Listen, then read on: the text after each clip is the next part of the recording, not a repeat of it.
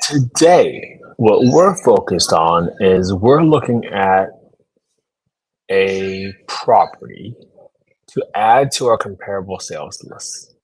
And just so you all are aware of what we're doing right here, right? We are tracking properties that are single family homes, properties that are 4 bedroom plus, and properties that are coming onto the market. I'm only filtered on properties that are new, so just in the last 7 days since I've been traveling. And I've been able to find, I think this is the one that's coming up right here. This one I just found. Yeah. So I found 987 Chichester Drive, Birmingham, Alabama, 35214. And the reason I picked this property is because it's a 4 bedroom. It's listed for 140 grand. But interestingly enough, it's very obvious it still needs renovation, right? I mean, this flooring, it could use a little bit of love. Is there cracks in the brick? Is that what they're trying to show in this photo? It's a little confusing. I mean, they're trying to show the panel, but I can see some cracks, so maybe it would be a good idea to just look at some foundation issues.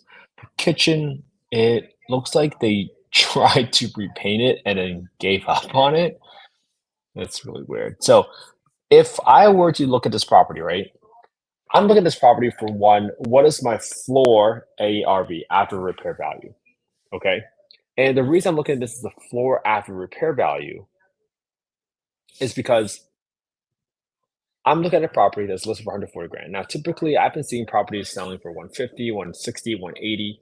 But if you are pursuing the BRRRR strategy, the BRRRR strategy stands for buy, rehab, rent, refinance, and repeat.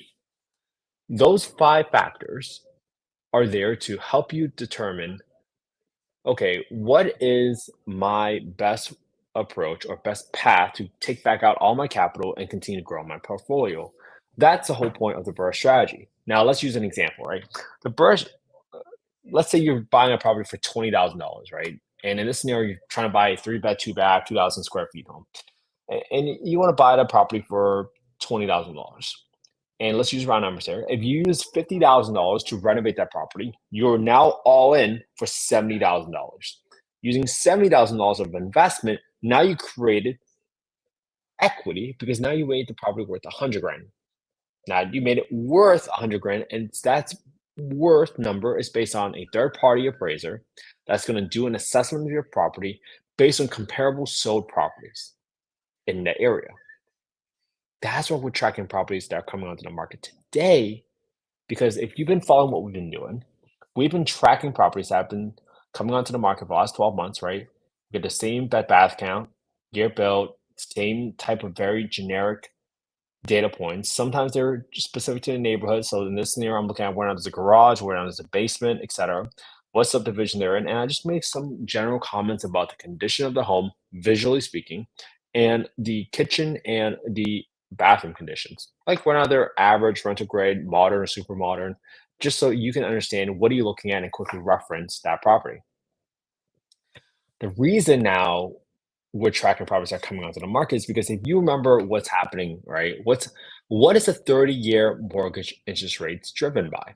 Driven by 2 primary things. The first is the actual interest rate of the 10-year yield, which right now sits at 4.63, which is a little bit higher than the past couple of days. Now, if you've been following the 10-year yield, right?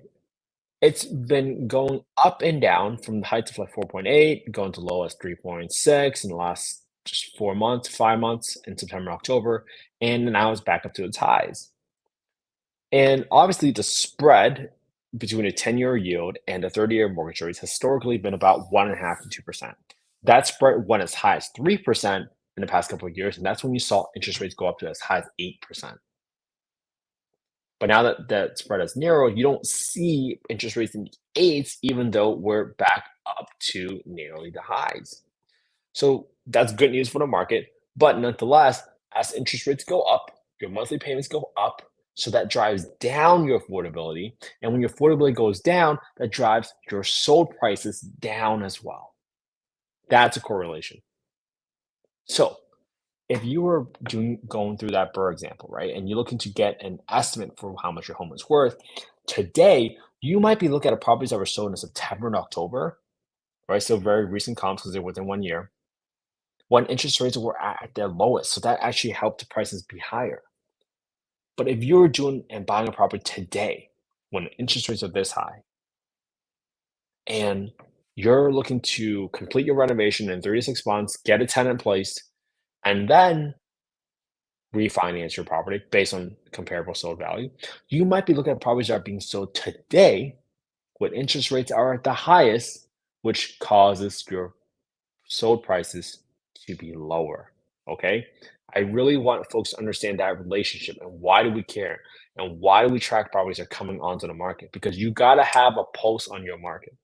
You have to see what's coming onto the market, what's staying on the market, what's not being sold because if properties aren't achieving the value that you're looking for today on your refinance, that affects dramatically how much capital you can leave in the deal. It's very, very important.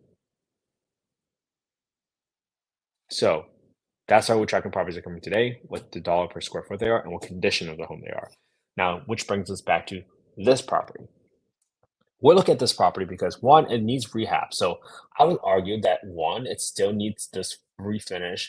This bathroom needs some love. Obviously, just renovate the entire bathroom. I would say you probably need to repaint the entire house because it looks like they did a shoddy job. Probably want to repaint the cabinets because they definitely didn't do that right. And just do you might have to redo the flooring. So I would say at least half the flooring is refinished and half the flooring is completely replaced, okay? Just to be very conservative for my estimates.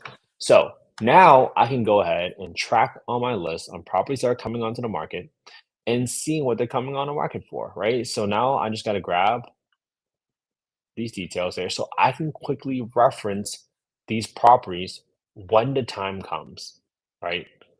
When the time comes, can I look at this property and say, hey, if my worst case scenario is making a property worth 140 grand, right? And I renovate my home to look better than this, obviously, but if I can renovate my home, then this now becomes my floor. So now I know what my downside risk is, right? Whenever you look at a scenario, again, this is not investment advice. I'm not soliciting any investments on the call. It's very important for me to understand what is my quote unquote worst case scenario because sometimes the worst case scenario is not zero, right?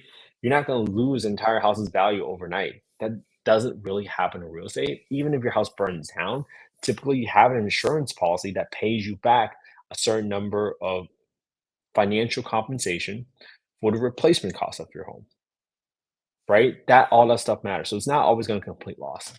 Okay, so now with this property, I can write down some conditions of the property, which is 2,032 square feet. This property was built in year 1974.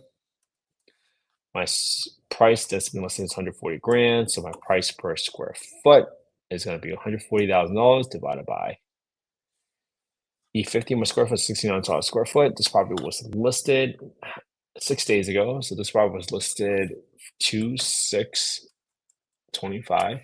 The lot size of this property is 7,840 square feet right here. 7,840 square feet. There is a garage, yes, one car garage, no basement, no HOA. Let's see what neighborhood this property is in. If I just go to this and zoom out, this property is close to the Smithfield Estates. Smithfield Estates. Now I can see and track what's going on. Do I have any other Smithfield Estates? This property, $77 per square foot. This is a 4x2 16, 18 square feet. Has this property sold yet? It sold on December 17th for 100 grand. Look what happened. Listed 11/14 for $125,000. Sold on December 17th, 2024 for $100,000. Right? Look at this. And I would say this is a pretty nice renovated home, much better condition. But at 100 grand, what does that do? At 100 grand, they went from $77 a square foot to 62. So now if I'm trying to burn a property, I might say, hey, my all-in in this area in Smithfield Estates, $62, because someone appraiser is going to use this property as an example for the condition and the assessment of my value of my home. Man, that's not good. I'm staying away from 35214 right now, especially in this area because this comp that it crushed a lot of ARV estimates. I am not going to go in 35214. So I'm not going to analyze this deal any further. But that's why I track these properties because I don't have to over engineer, right? Next time I see another property, it's like, hey, what's going on in this what's going on in this neighborhood? This property just sold 2 months ago, less than that, for $62 a square foot. Is this property that needs renovation going to be worth $69 a square foot? Maybe, because maybe there's bigger 400 square feet, but as maybe at some point there's also diminishing returns, or maybe there's a premium for extra square footage. That's a judgment call that you have to make for yourself. Okay? Not modern kitchen and bathrooms. Kitchen cabinets need to be repainted. Bathroom needs full remodel. Whole house needs paint. Half needs new LVP, luxury vinyl flooring, and half needs refinishing of flooring. Okay, so that's what I got right now. But for me, knowing that this property sold $6 square foot and no one probably didn't cash flow, man, that's probably not worth it. That's crazy. That's like that. All right. So I'm gonna stop today's live for today because I learned something about this area, and $60 per square foot is very, very little. You had to buy properties for very, very cheap to make that BRRRR work.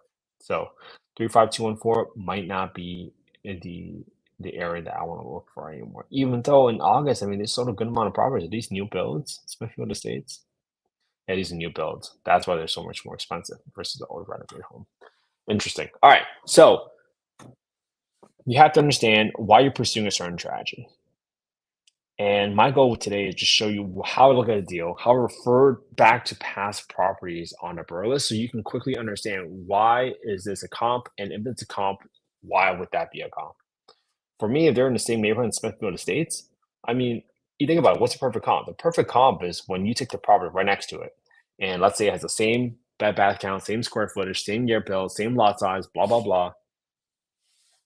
That would be a perfect comp, especially if it's sold in the last 3 to 6 months.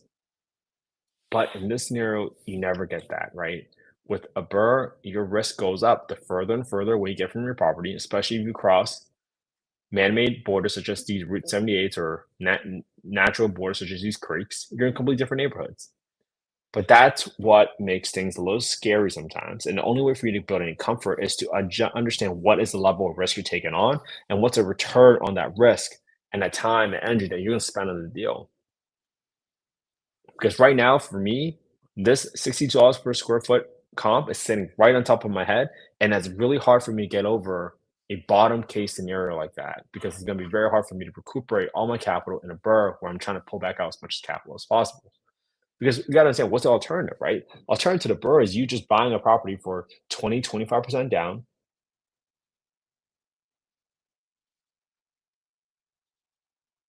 hoping that property cash flows or appreciates. And then once that's done, you save up money for your next deal from your full-time job. Now, the velocity of your capital is a lot slower in that strategy, but doesn't mean you can't make it work, right? In this scenario, you might be better out just buying this 100 grand, probably with a 20% down payment. That's only 20 grand instead of you trying to spend 100 grand trying to buy a property cash and renovate it for cash and just take back all the capital.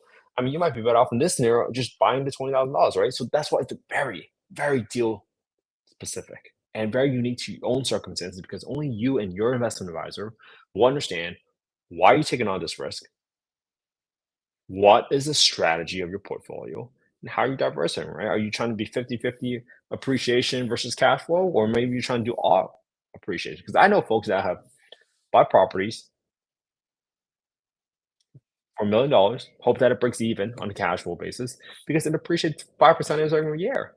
If it goes up 5% on a $1 million property, that's $50,000. That's a lot of capital. That's a lot of wealth. All right. So to each their own. Okay. Hope this was helpful, everybody. For me, it's always about going through and understanding why we're doing something And hopefully today you got to hear a little bit about why we're continuing to look at properties that are coming onto the market, why we can quickly refer back to other properties in that same neighborhood. In this case, it was in Smithfield Estates in Birmingham, and seeing what's happening in the market, because that is your best indicator for you to keep a pulse on your market. All right. All right. For those of you who have not seen the latest podcast, please check out the latest podcast that we did with Amy Kell. It's on youtube.com/@Kent_HE. Amy went through recently how over her career she has helped housing authorities, organizations, cities, counties, won over $172 million in grants. Really, really great lessons talking about how to use leverage dollars, how to make your grant application more competitive because you are investing significant amounts of money in these grant applications, from third-party reports, studies, to the admin cost, to consulting expenses that you got to put in to put together your package. I mean, she talked about some of them costing over $250,000. That could be a crazy amount of risk for a grant that you are not sure that you might get. And that's tough, right? All right. So I hope you all have an amazing Wednesday. Spend some quality time with your family and friends today. That's what life is all about. I'm back home. It's great to be home. I'm so glad I'm doing this live right from home again. I appreciate you all. Thank you so much for caring about affordable housing. Without people like you all, I would have never had the home I grew up in. I'm so glad you're tuning in still. Please continue sharing the podcast, and I'll see you all tomorrow for day 503. Have a good one, everybody. See you tomorrow.